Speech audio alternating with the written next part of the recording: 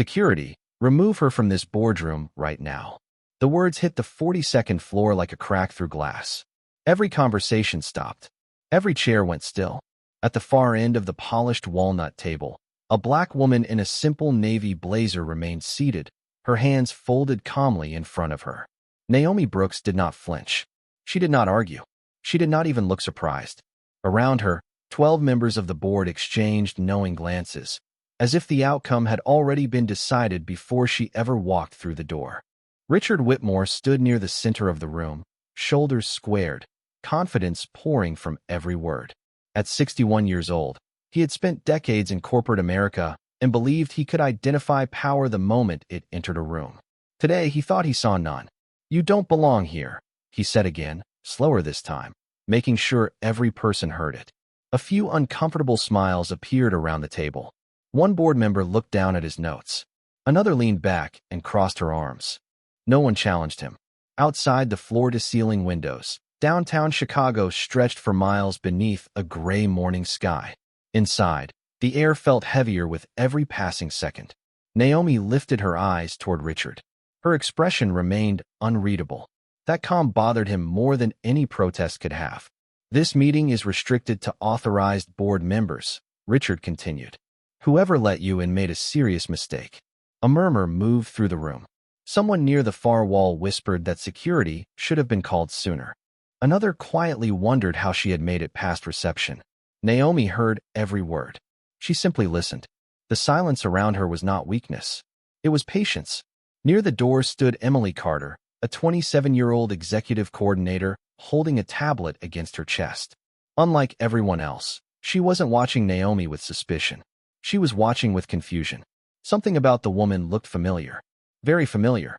Emily tried to remember where she had seen that face before, but Richard's voice interrupted her thoughts.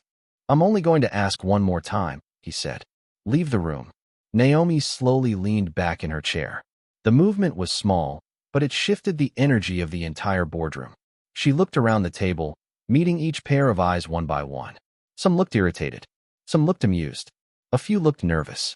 What none of them realized was that Naomi had already learned more in 10 minutes than most investigations uncovered in 10 months. The board thought they were removing an outsider. They thought they were protecting their territory. They thought the woman sitting quietly at the end of the table was powerless. Richard took a step forward and pointed toward the door. "You heard me. You don't belong here."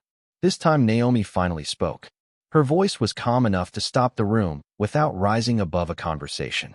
"That's an interesting statement," she said, "especially coming from people who have no idea whose room they're sitting in." 20 minutes earlier, the same boardroom had looked completely different. The tension had not arrived yet. The accusations had not started.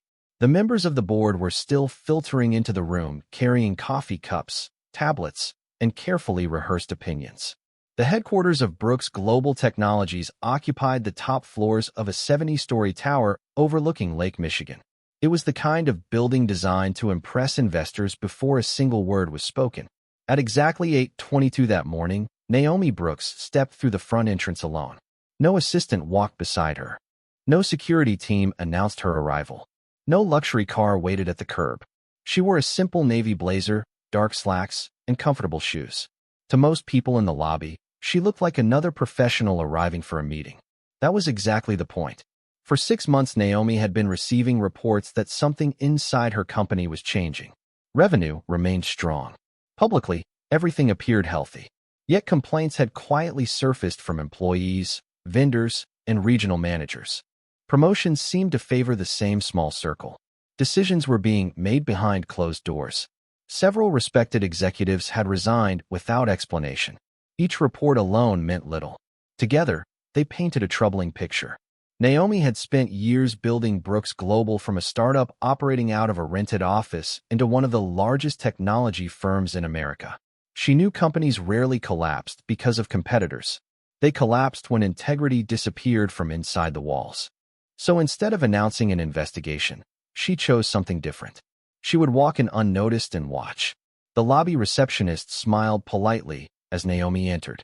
Unlike the board members upstairs, the young woman greeted everyone the same way. Naomi appreciated that. She signed a visitor log using only her first name and headed toward the executive elevators. Nobody stopped her. Nobody questioned her. Yet as she rose toward the 42nd floor, she wondered how many people in the company still remembered the values that had built it. When the elevator doors opened, she stepped into a hallway lined with photographs documenting the company's history. Product launches, community programs, major acquisitions. There were pictures of Naomi everywhere. Some showed her speaking at conferences. Others showed her breaking ground on new facilities. Ironically, not one person passing through the corridor seemed to recognize the woman standing beneath those photographs. Naomi found that revealing. Near the boardroom entrance, she noticed Emily Carter organizing meeting packets. Emily offered a professional smile and held the door open. Naomi thanked her and entered without ceremony. Inside, several board members were already seated. Their attention immediately drifted toward her, not because they recognized her, but because they did not. One man glanced at her clothes before returning to his laptop. Another assumed she was support staff. A woman near the center of the table asked whether refreshments had arrived yet. Naomi quietly took a seat near the end of the room and listened. What followed during the next 20 minutes told her more about the board than any report ever could. Casual comments became dismissive assumptions. Dismissive assumptions became open disrespect. And when Richard Whitmore finally walked through the door, carrying himself like a man who believed the company belonged to him, Naomi realized she had just found the source of the problem. Back in the present, the boardroom remained frozen after Naomi's response. Richard Whitmore narrowed his eyes. The confidence on his face did not disappear, but something underneath it shifted. Doubt had entered the room, and everyone felt it. He refused to acknowledge it.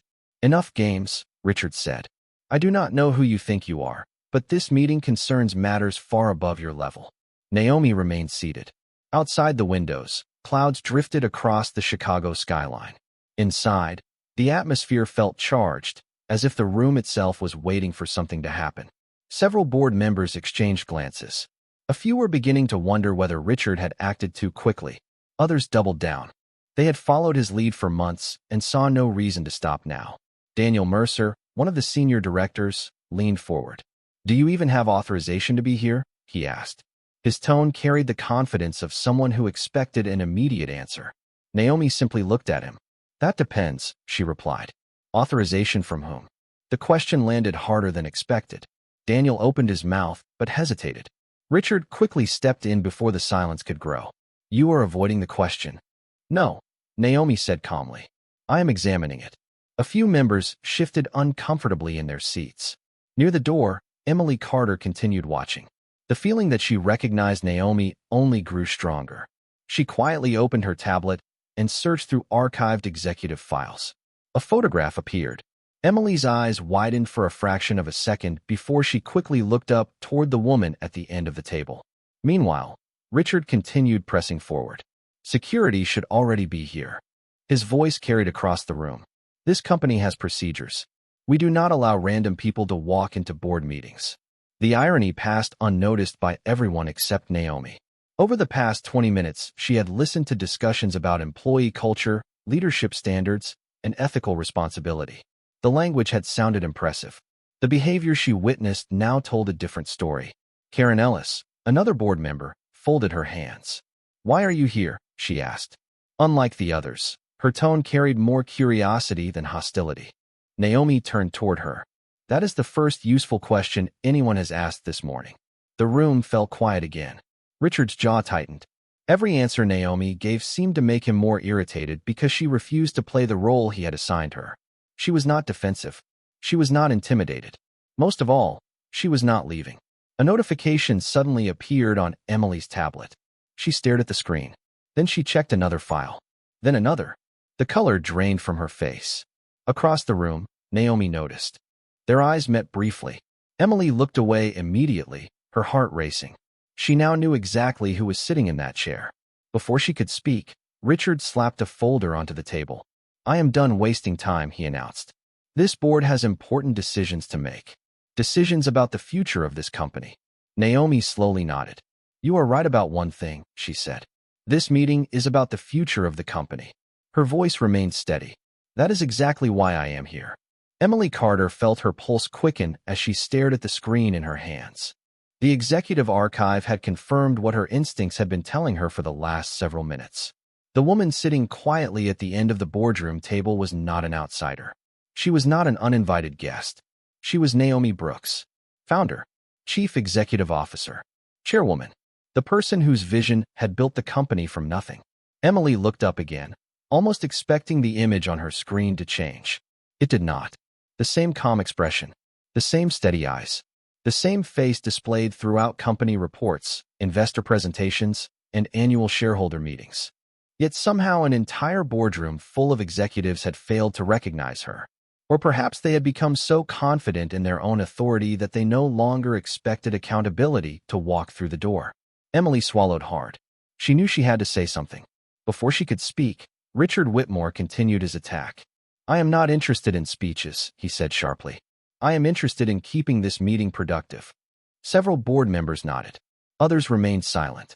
The room was beginning to divide. Some still believed Richard controlled the situation.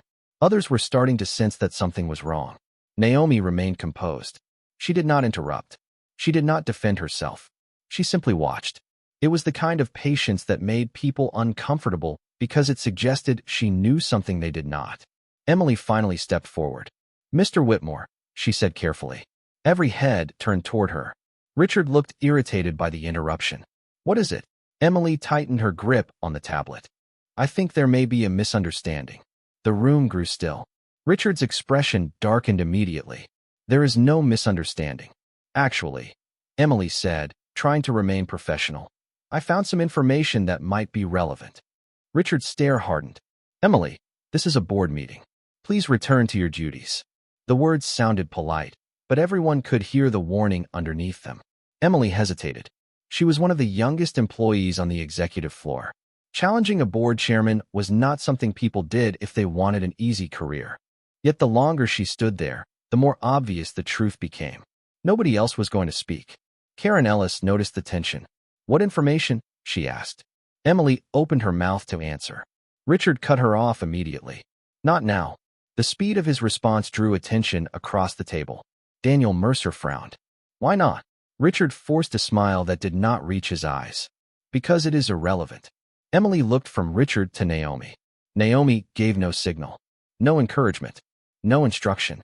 She simply sat there, allowing people to reveal themselves. That realization changed something inside Emily. She understood that this was not merely a meeting anymore. It was a test, not of policies, not of performance metrics, of character. With respect, Emily said, finding her courage, "I do not believe it is irrelevant." The room seemed to hold its breath. Richard's jaw tightened. Several board members exchanged uneasy glances. Naomi remained silent, but for the first time a faint hint of approval appeared in her eyes. The boardroom had spent the morning questioning who belonged there. Now, without realizing it, they were about to discover who had been telling the truth all along. The silence after Emily's statement felt heavier than any argument that had filled the room that morning. Nobody moved. Nobody spoke. Even the city beyond the glass walls seemed distant now. Richard Whitmore looked at Emily as though she had crossed an invisible line. "That will be enough," he said. His voice was controlled, but the irritation underneath it was impossible to miss. Emily glanced at the tablet in her hands, and then toward Naomi. The facts were sitting directly in front of her. Yet before she could say another word, Richard turned toward the conference room entrance. 2 members of the building's corporate security team had arrived in response to the earlier request. They stepped inside professionally and quietly, immediately sensing the tension in the room. Richard pointed toward Naomi. "This individual is disrupting an official board meeting. Please escort her out so we can continue." Several board members shifted in their seats. The request felt increasingly uncomfortable, but nobody openly challenged it. Naomi remained seated, calm, unmoved. The security officers exchanged uncertain glances. One of them looked toward Emily, who seemed visibly distressed. The other looked back at Richard. "Sir, can you clarify the situation?" he asked. Richard answered quickly. Too quickly. "There is nothing to clarify. She does not belong here." The words echoed across the room. Naomi heard them. Emily heard them. Everyone heard them. For a brief moment, Naomi lowered her eyes toward the polished table. not out of defeat, out of memory. 20 years earlier, she had walked into an investment conference in Atlanta carrying a business plan she had spent nearly a year developing. She remembered the hotel ballroom, the expensive suits, the investors discussing opportunities worth millions of dollars. She remembered approaching a table where presentations were being reviewed. The man in charge never looked at her proposal. He looked at her. Then he smiled politely and suggested she wait outside because the meeting was intended for company founders. When Naomi explained that she was the founder, the room laughed. Not loudly, not openly, just enough to make the message clear. You do not belong here.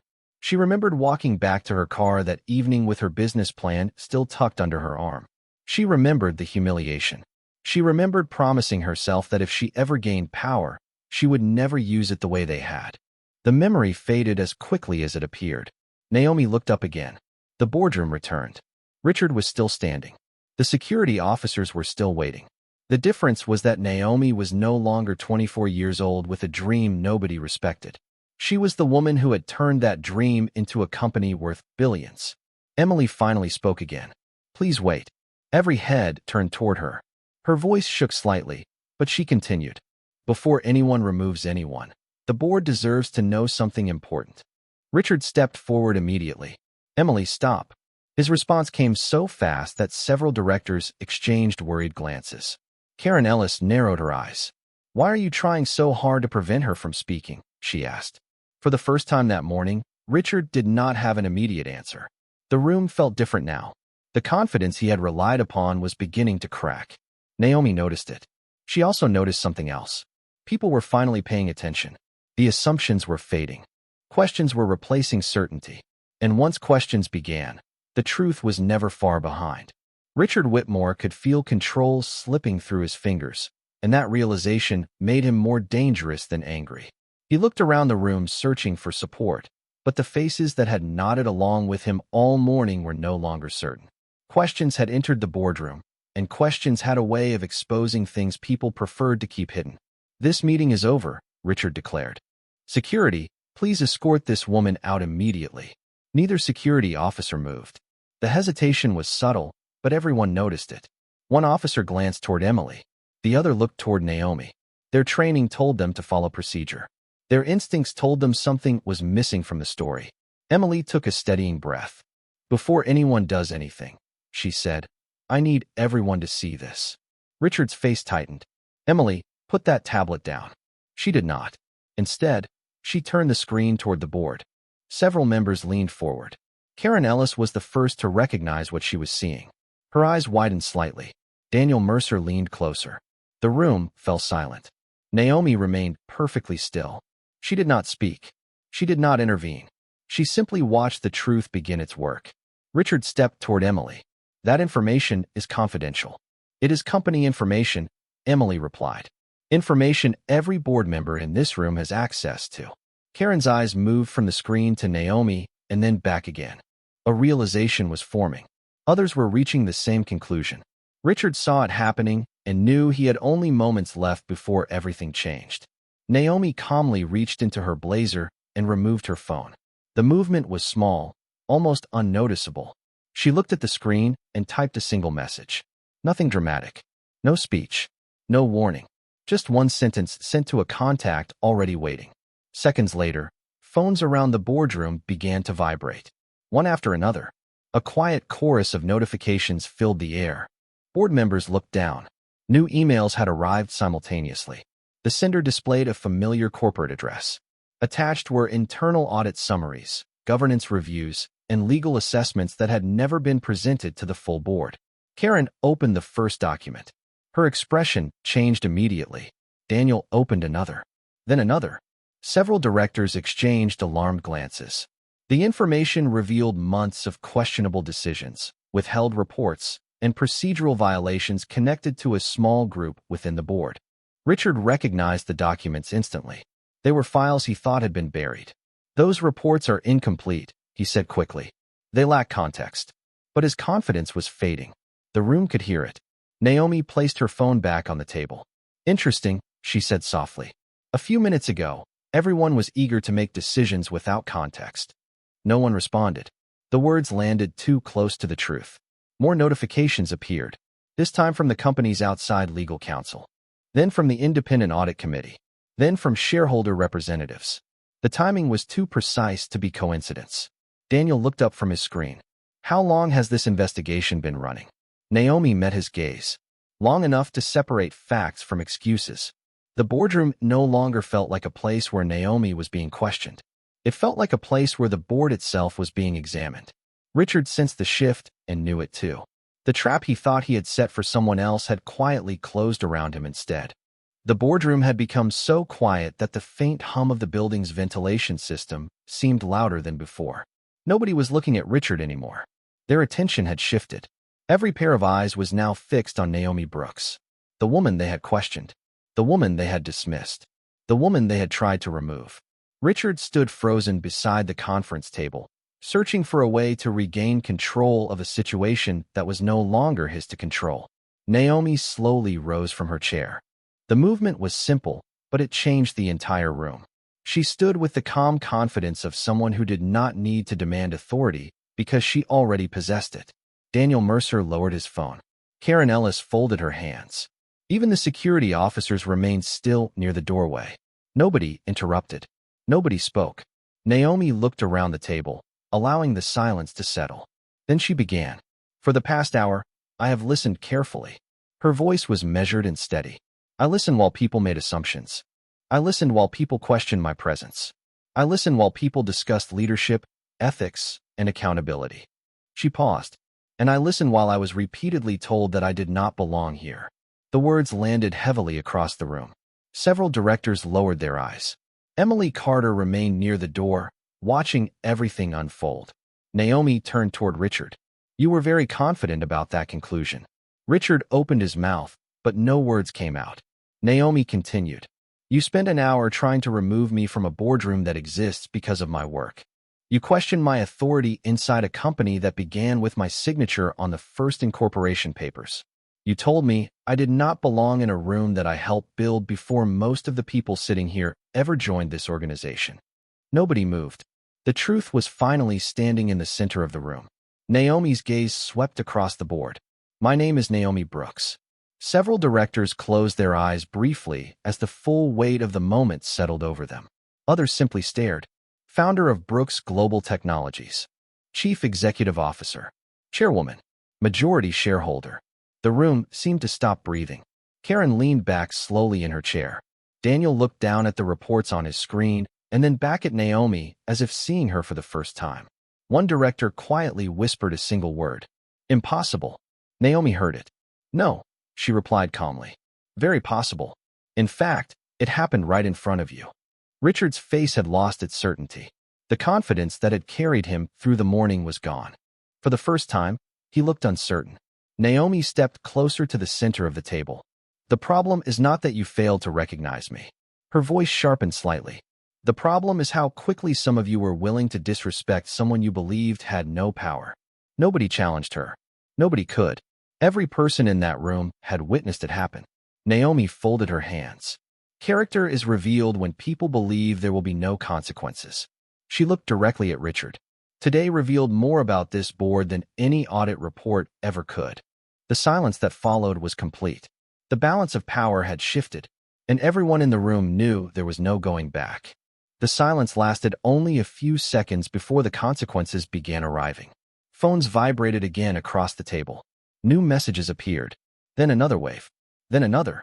One by one, board members opened the notifications and watched their expressions change. The documents Naomi had released were no longer internal concerns hidden inside private folders.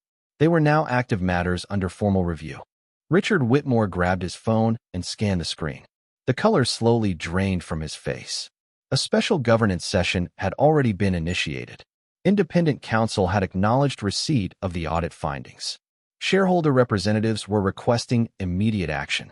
The process was moving without him. For the first time all morning, Richard looked like a man who understood he was no longer controlling events.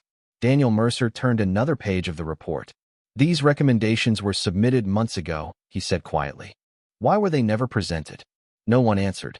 Karen Ellis looked toward Richard. Were you aware of this? Richard hesitated. The hesitation itself became an answer. Around the table, confidence collapsed into uncertainty.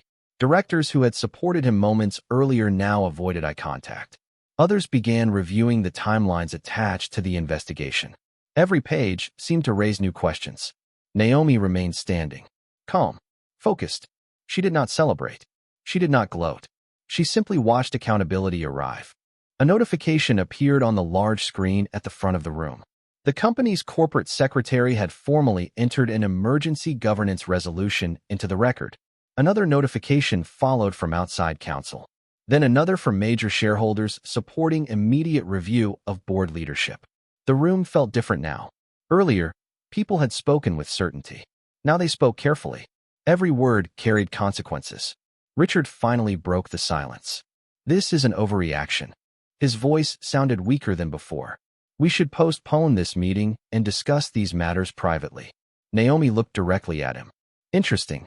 Her tone remained even. When someone else was being judged, you wanted immediate action. Now that the questions point toward leadership, you want patience. No one disagreed. Karen slowly set down her phone. The board cannot ignore these findings. Daniel nodded. Nor can we ignore what happened here today. The statement hung in the air. Everyone understood what he meant. The issue was no longer only governance. It was judgment, conduct, leadership, character. More notifications arrived. Temporary restrictions had been placed on several board authorities pending review.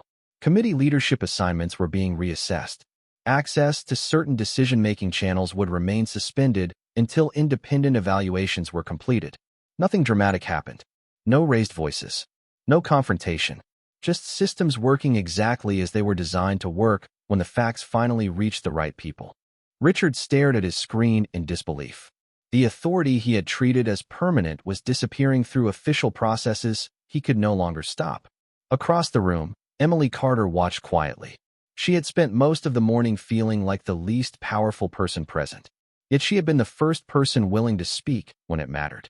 Naomi noticed her standing near the doorway. Then she looked back toward the board. The collapse was complete. Not because someone had shouted louder. Not because someone had demanded revenge. It happened because truth had finally entered a room that had become too comfortable without it. The boardroom remained quiet long after the final notifications arrived. The storm had passed, but its impact lingered in every chair, every screen, every expression around the table. The skyline beyond the windows was brighter now, sunlight reflecting across the glass towers of downtown Chicago. Inside, however, nobody seemed interested in the view. Their attention remained fixed on Naomi Brooks.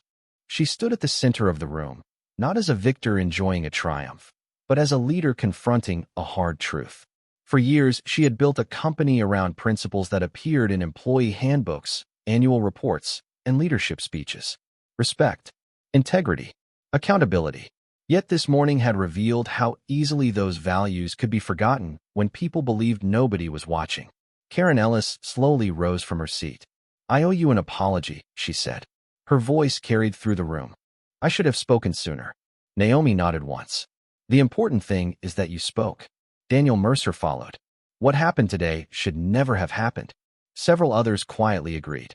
The room that had once questioned Naomi's right to be there was now confronting its own failures. Near the doorway, Emily Carter remained standing with her tablet. She still looked slightly overwhelmed by everything that had unfolded. Naomi turned toward her. Emily. The young coordinator straightened immediately. Yes, ma'am. Naomi smiled gently. You were the first person willing to stand up when it was uncomfortable. That matters. Emily looked surprised. I was just trying to do the right thing. Naomi nodded. Exactly. Those words seemed to mean more to Emily than any title ever could. Naomi looked around the room one final time. Richard Whitmore sat silently, no longer directing the conversation. The authority he once carried had dissolved under the weight of facts, procedures, and accountability. No dramatic confrontation was necessary. The system had spoken for itself. Naomi slowly walked toward the head of the table. The position had remained empty all morning. She rested her hand lightly against the chair before speaking. Companies do not lose their way all at once, she said. It happens one decision at a time, one excuse at a time, one moment when someone sees something wrong and decides not to say anything. The room listened carefully. Today was never about me being recognized. It was about whether this company still recognized its own values. Nobody interrupted. Nobody looked away. Naomi took a breath. Leadership is not measured by how people treat the powerful. Leadership is measured by how people treat someone they believe has no power at all. The words settled across the room like a final judgment. Then Naomi sat down in the chair she had earned years ago. Calm, confident, unshaken. The boardroom no longer felt divided. It felt awakened. As the meeting formally adjourned, people left more quietly than they had entered. Some carried reports. Some carried regrets. A few carried lessons they would never forget. Naomi remained seated for a moment. Looking out across the city she had helped transform through decades of work. Then she stood and headed for the door. She had not raised her voice that morning. She had not demanded respect. She had simply revealed the standard. And in the end, that standard changed everything.